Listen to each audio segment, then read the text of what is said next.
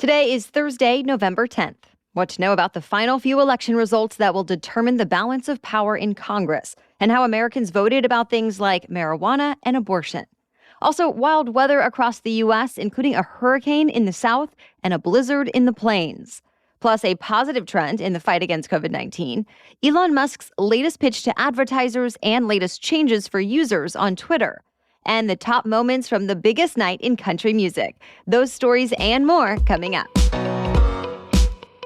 Welcome to The Newsworthy. All the day's news in around 10 minutes. Fast, fair, fun, and on the go. I'm Erica Mandy. Thanks so much for being here. You ready?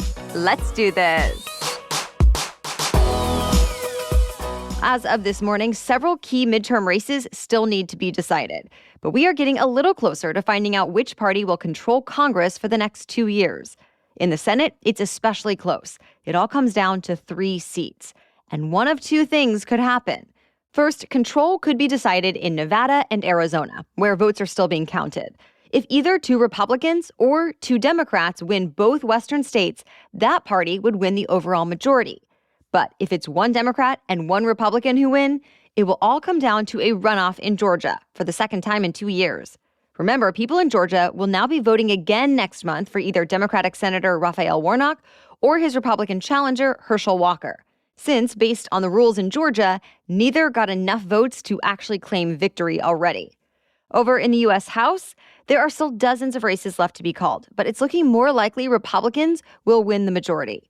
For Democrats to hold on to it at this point, they'd have to flip seats in several more states, although it's not impossible.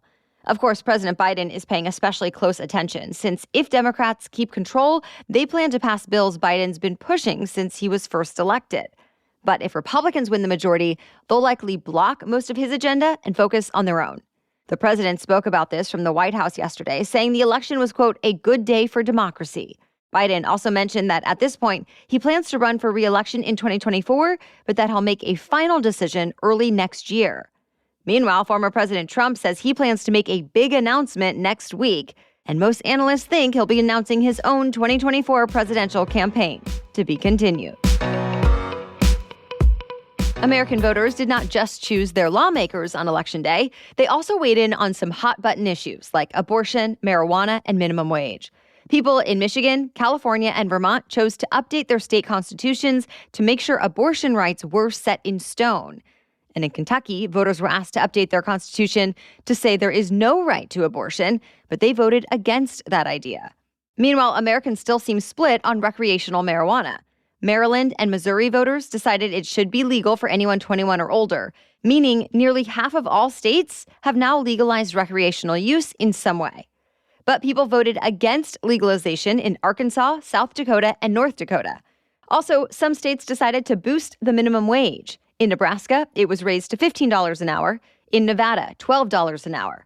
And voters in Washington, D.C. decided servers and other tipped workers should get the same minimum wage as everyone else there, $16.10 an hour. The federal minimum wage is still $7.25 an hour. But about 30 states now have their own minimums that are all higher than the nationwide standard. Of course, these are just a few of the many issues on various ballots across the country. By the time you're listening to this, it's likely Hurricane Nicole will be moving over Florida. As we publish, it's set to make landfall at any moment on the state's eastern coast. And because Nicole is such a large storm, meteorologists say even people who live hundreds of miles away from the center of it will be impacted today. So Florida rescue crews are ready to respond however they're needed. Thousands of Floridians were told to evacuate ahead of the storm, but millions more are still threatened. Airports and schools have shut down, as well as Florida's major theme parks, Disney World, Universal Orlando, and SeaWorld. Forecasters say when all is said and done, huge portions of Florida will have gotten up to 8 inches of rain on top of damaging winds and possible tornadoes. Already, some flooding has been reported. Eventually, this storm will weaken and start to move north, so millions of people along the East Coast can expect to see heavy rain into the weekend. By the way, people in the southeastern U.S. are not the only ones who need to keep an eye on the weather today and tomorrow.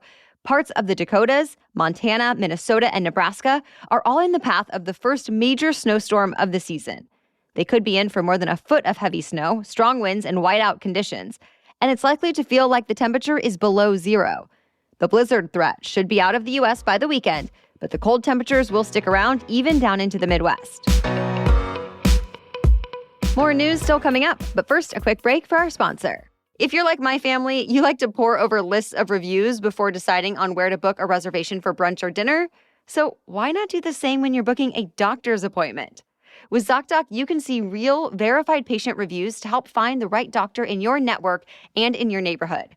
ZocDoc is a free app that shows you doctors who are patient-reviewed, take your insurance, and are available when you need them. Yep, that's the other key here. You filter your search to only show doctors that take your insurance, which is such a time saver.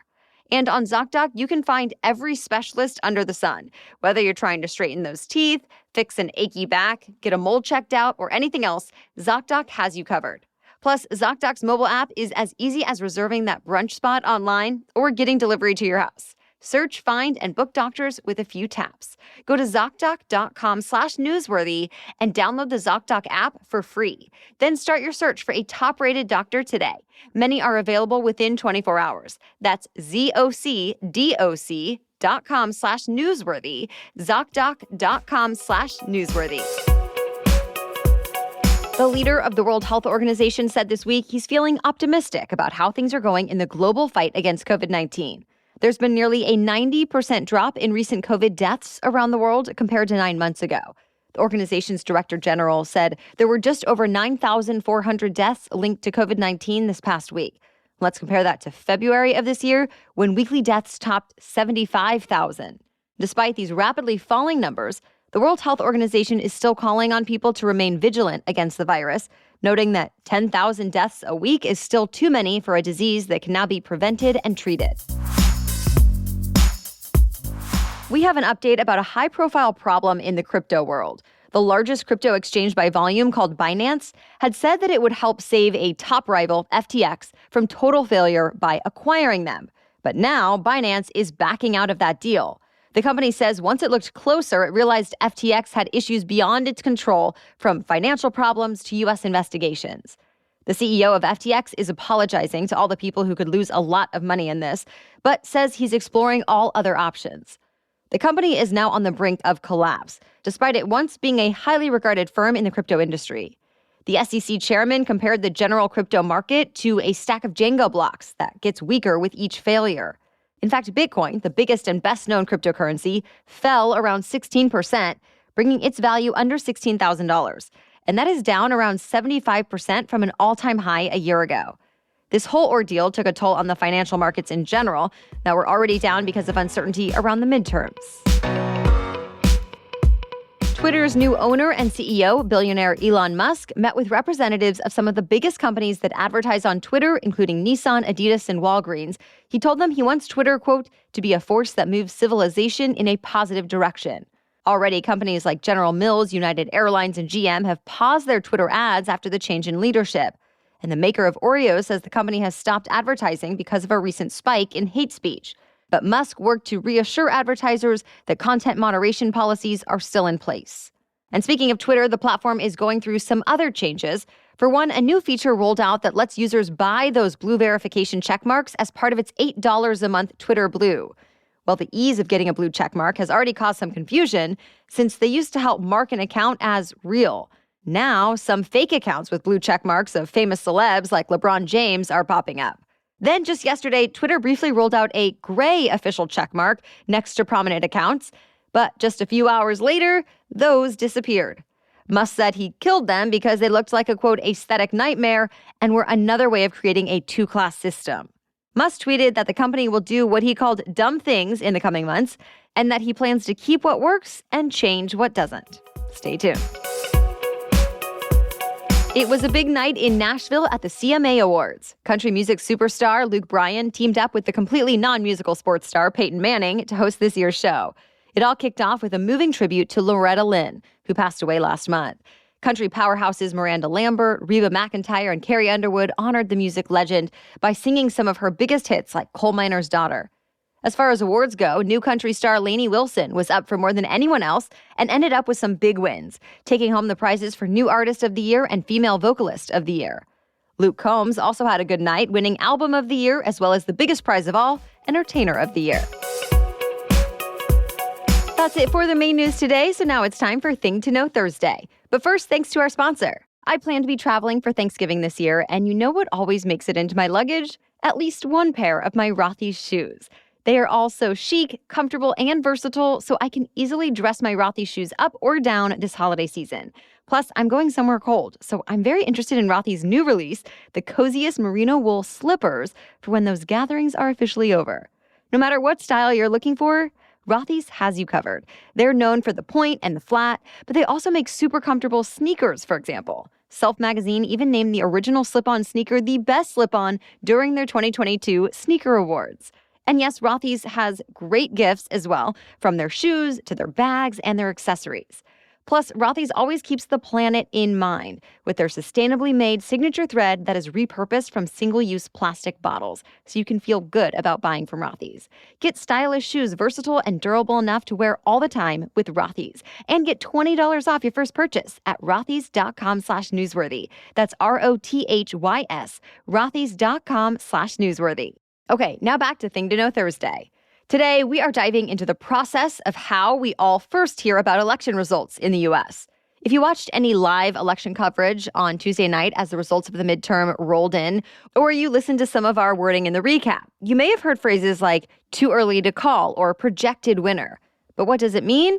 Every region can make its own rules, and there's no national government agency in charge of declaring the winners of all elections. That job falls on local election officials. Then news organizations keep track of those results across the country to report them. A lot of news outlets also rely on data from either the Associated Press and/or the National Election Pool, or NEP. The NEP deploys people across the country to help gather exit polling info. That's when voters say who they voted for as they leave voting sites. It also gets voting information from county clerks and other election officials as quickly as possible, then hands it all over to major networks who also do their own analysis with their own election experts. As for the Associated Press, or AP, it relies on a team of analysts, researchers, and race callers with specific knowledge of each state and the races there to declare winners. For close contests, winners usually are not able to be called until a majority of the votes are tallied. That's why we end up waiting days for some results, especially when many states allow voters to put their ballots in the mail on Election Day, meaning they aren't counted for days afterwards. Here at The Newsworthy, our team references a wide variety of reports to break down the key things from all of the various outlets and any discrepancies we see. As always, we link to various sources in our episode notes each day. Finally, it's important to note that projected winners are usually correct, but not actually official. Eventually, states officially certify their own election results, often days or even weeks after Election Day. All right, thank you so much for listening today. We will catch you up on more news to know tomorrow. Until then, have a great day.